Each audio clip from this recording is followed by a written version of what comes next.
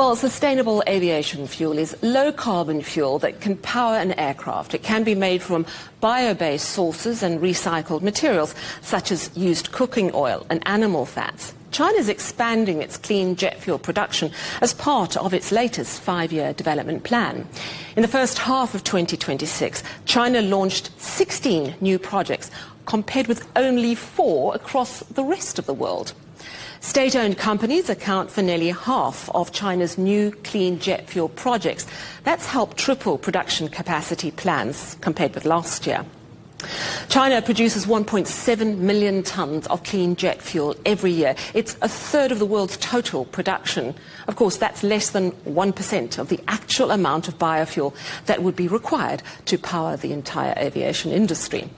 The International Energy Agency estimates global demand for clean jet fuel could grow to 16 million tons of oil by 2030, with the EU, UK and other countries making it mandatory for use in fueling planes.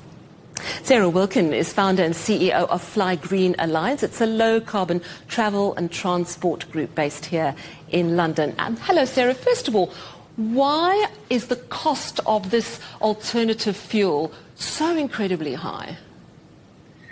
Yeah, it's a new technology. Just like any technology, it needs a lot of investment initially. Like any curve, it's hundreds and millions and going into the billions of investment. So right now we are working on scales of economy in the industry.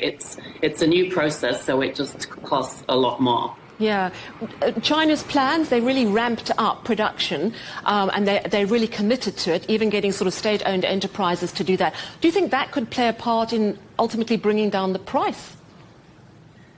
The Chinese SAF right now is coming in a lot lower than the UK and Europe. There are now laws and mandates in the UK as well as EU. However, the EU producers are actually not able to produce it as low cost as China. So right now it is actually accelerating the type of SAF being made right now, and it is having a role in starting to bring that cost down. Yeah, I was reading a little bit about some of the major airlines that are actually sort of topping up with a little bit of low-carbon fuel, but it's still sort of less than 1%. And I presume that cost is the major barrier there, or is it also about supply?